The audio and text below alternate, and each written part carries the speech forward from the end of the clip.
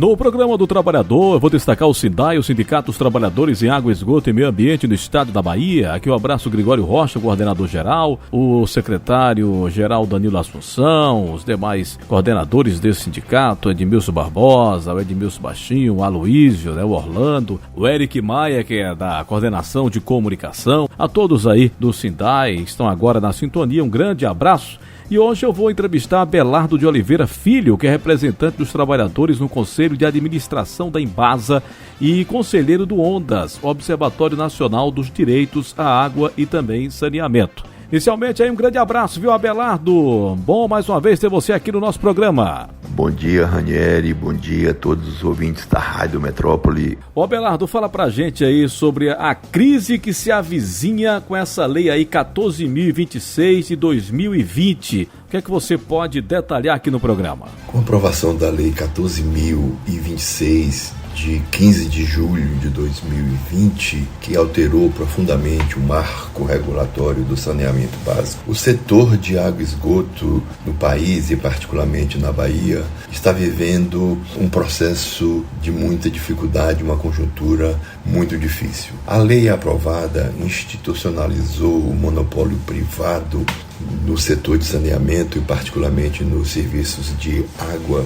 e esgoto. Isso está causando efetivamente uma grande dificuldade para as empresas estaduais de saneamento e particularmente para a Embasa. Para piorar ainda mais a situação, o governo federal não cumpriu o acordo que foi feito pelos governadores no sentido de propiciar uma transição entre os dois modelos, permitindo que as empresas, por uma única vez e por 30 anos, pudessem renovar ou firmar novos contratos com os municípios. Então, nesse sentido, uma lei que já era muito ruim ficou ainda pior.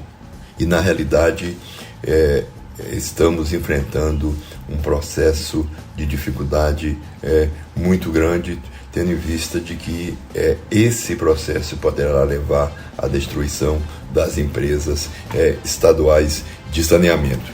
E, mais uma vez, o governo federal e o presidente do Congresso Nacional, o senador Davi Alcolumbre, cancelou uma sessão legislativa do Congresso Nacional que, pela quarta vez, iria analisar os vetos ao marco regulatório do setor de saneamento básico no país, principalmente no seu artigo 16, que impede que as empresas continuem a prestar os serviços de água e esgoto em municípios onde ainda não tem contratos e impede a contratação de novos municípios para prestar os serviços. Com isso, a Embasa, os municípios do estado da Bahia, os municípios pobres, a população que vive na zona rural, nas comunidades tradicionais, na periferia das metrópoles e das grandes e médias cidades, quem vão sofrer com todo esse processo. Então, na realidade, a aprovação da Lei 14.026 é um grande retrocesso para o setor de saneamento básico no país e está destruindo tudo aquilo que foi conquistado com muita luta e que eu tive uma participação expressiva como coordenador de todo o processo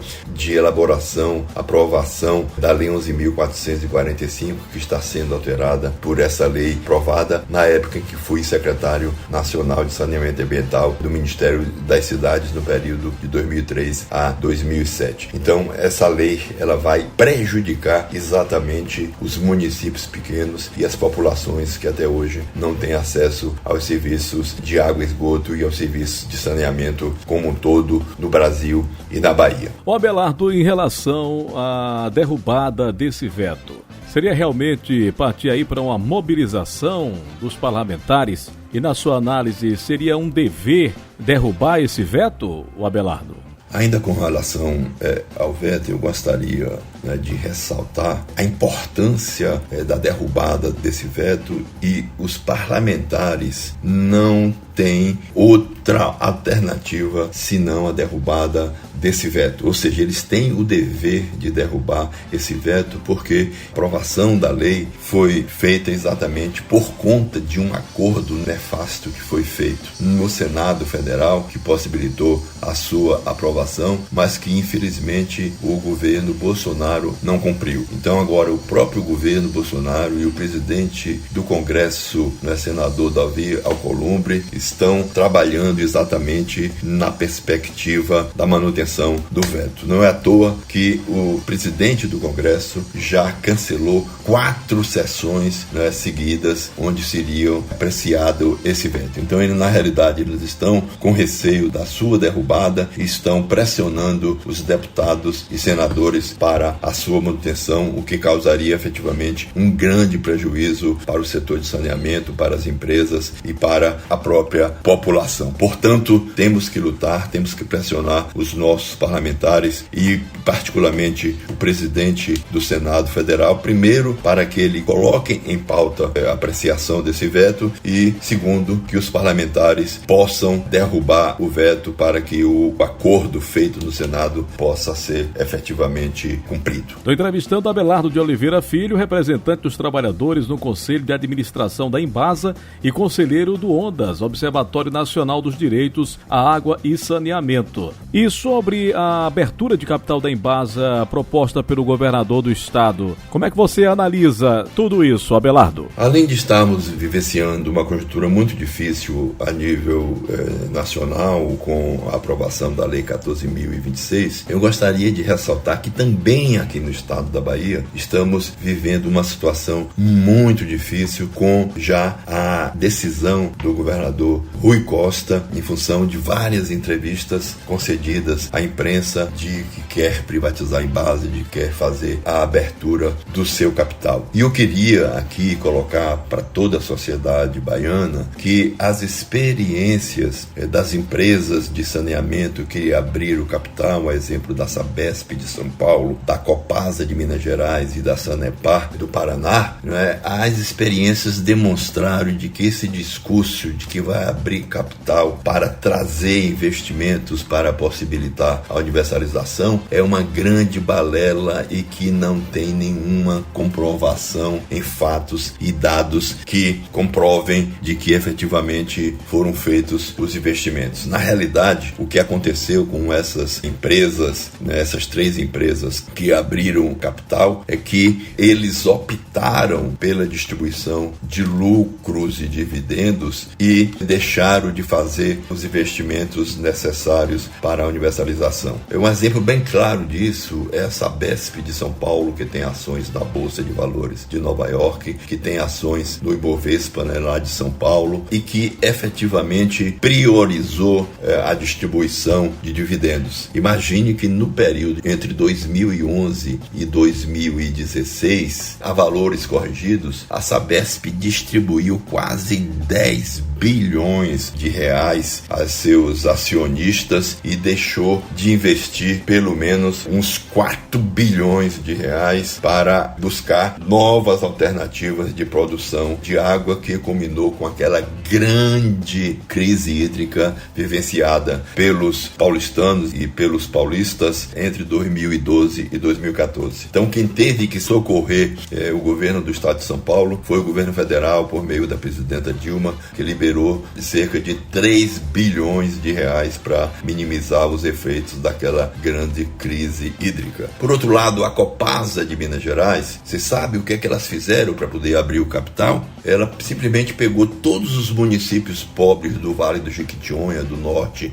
e nordeste de Minas Gerais, que fazem parte do semiárido, e retirou da Copasa para poder valorizar as suas ações. Foi criado uma autarquia, uma subsidiária chamada Copa Copanor, e que hoje quem presta os serviços é essa subsidiária com recursos do Tesouro. Então, na realidade, a abertura de capital, ela só é benéfica mesmo para os acionistas. Então, na realidade, a Sabesp, a Copasa e a Sanepar distribuíram lucros e dividendos muito acima dos 25% mínimos permitidos e deixaram de fazer os investimentos necessários para a universalização. Na realidade, o que podemos concluir é que a abertura de capital foi muito generosa para os acionistas, foi muito pouco generosa para com os investimentos e nada generosa para com a população, porque os serviços não foram universalizados conforme propalavam, né,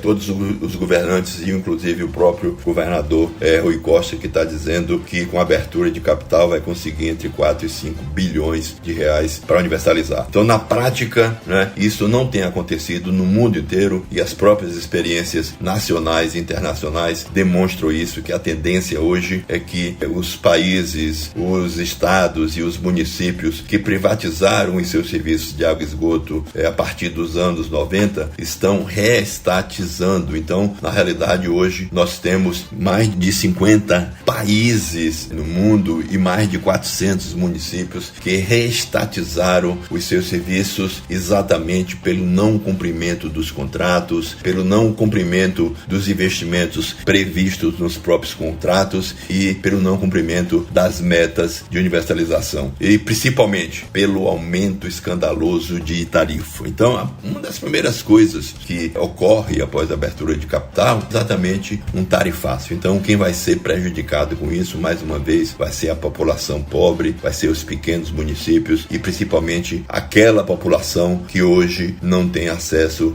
aos serviços de saneamento e particularmente ao de água e esgoto. Então, temos também que fazer a luta a nível nacional contra a Lei 14.026, que inclusive está sendo questionada na Justiça por meio de uma ação direta de constitucionalidade ajuizada pelos partidos PT, PCdoB, PSB e PSOL, questionando a constitucionalidade dessa lei. Então, é isso. Acho que a população baiana e brasileira tem que lutar muito para que os serviços de saneamento básico sejam prestados com eficiência e com qualidade por meio das empresas públicas. Obrigado, então, Abelardo de Oliveira, por sua participação. Um forte abraço para você, Ranieri, e a todos os seus ouvintes. Muito obrigado pela oportunidade e me coloco à disposição para discutir esse assunto tão importante e tão essencial à vida das pessoas, à qualidade de vida no estado da Bahia e no Brasil. Muito obrigado. Destaquei o SINDAI, o Sindicato dos Trabalhadores em Água, Esgoto e Meio Ambiente do estado da Bahia, aqui no programa do Trabalhador e da Trabalhadora Brasileira. Acesse www.blogdotrabalhador.com.br, o canal na internet do Programa do Trabalhador.